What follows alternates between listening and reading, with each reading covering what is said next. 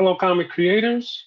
It's been a while since we've had a comics industry commentary, primarily because of Comic Con.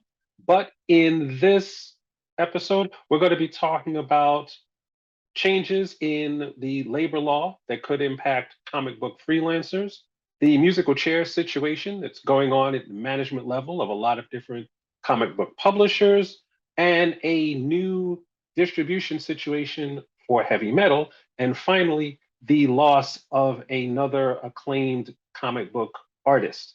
And we're going to get started with that.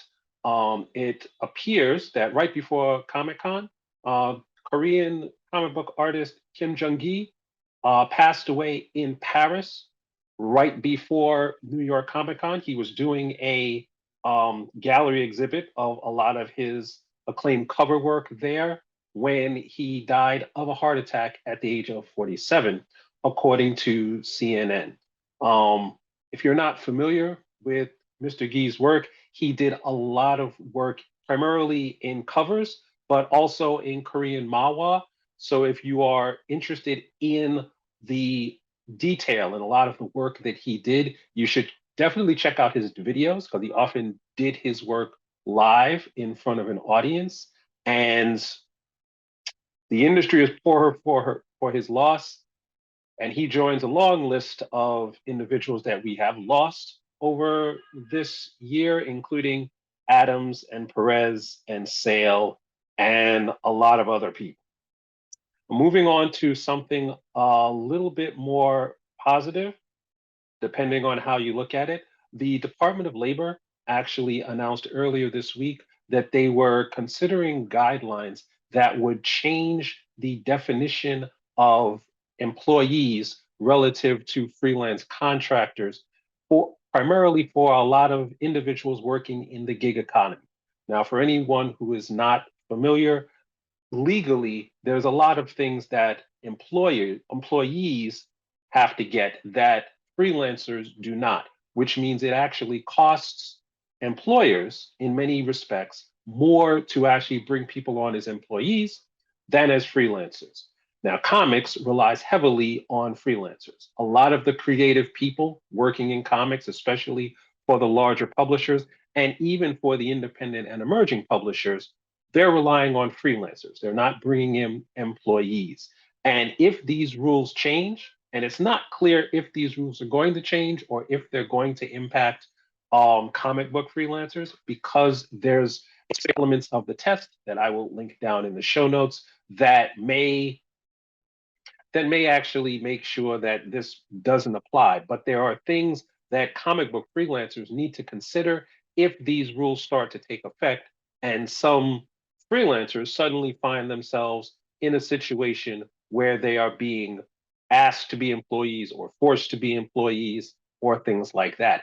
If there's concepts in many employee contracts that says anything that you create in terms of intellectual property, if you are an employee, actually belong to your employer, whether or not you did it on company time or using company materials. So if you are a freelancer and you happen to be doing pages, let's say for DC as an artist or a writer, and then you're working on your own book on the side, well, if you're suddenly an employee, does that independent intellectual property now all of a sudden belong to DC?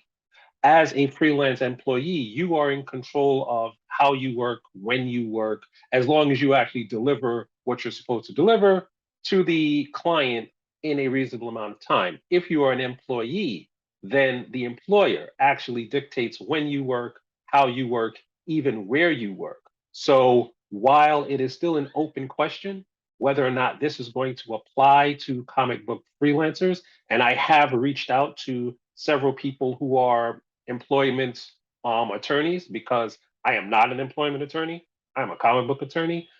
But I'm going to try to find out more about this situation. And as I find out, I will share the information. But for now, I will share the original Reuters article in the show notes. Going along with the employment situation, there's been a lot of movement within certain comic book publishers, both right before and right after New York Comic Con. I'm going to try to get through the whole list. And if I missed you, sorry.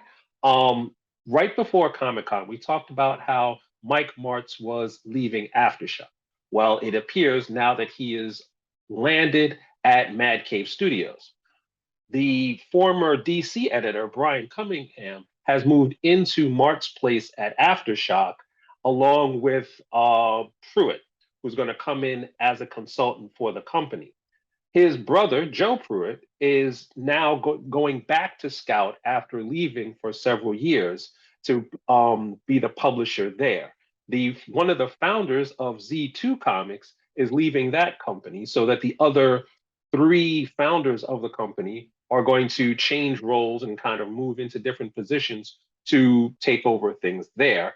And finally, Webtoons added one of the architects of marketing for the Harry Potter universe as their VP of marketing early last week. Now, the reason why I keep letting people know about what movements are going on inside the management of comics is because if you're a freelancer, if you're looking for creator owned deals at certain publishers, as I've said before, as people move, opportunities change. Some opportunities open up, some close off, depending on who you know and who you're connected to. So as all of these movements are taking shape, you have to actually think about where you fit into all of this and how your fortunes may rise and fall as these individuals move from one company to the next. Finally, there was an announcement during New York Comic Con that Whatnot Publishing, a division of the online sale platform Whatnot, was actually taking over a lot of the publishing for the legendary science fiction magazine Heavy Metal. Now, it's actually unclear as to what exactly that's going to look like in terms of publishing, but you have to keep in mind that heavy metal has always been, especially in the past few years, constantly looking at new technology based opportunities. They got into NFTs very strongly when that was a thing.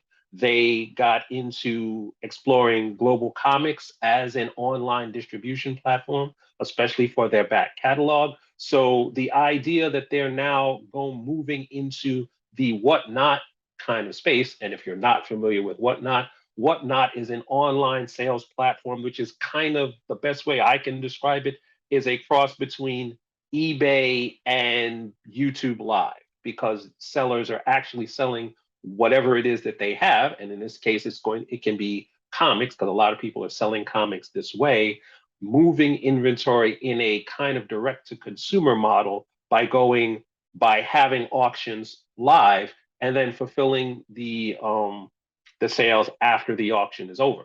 So that's going to do it for this week's comics industry commentary. If you have any questions, comments, criticisms, concerns, or news stories you'd like me to talk about and explore on the channel, please send me a DM in YouTube.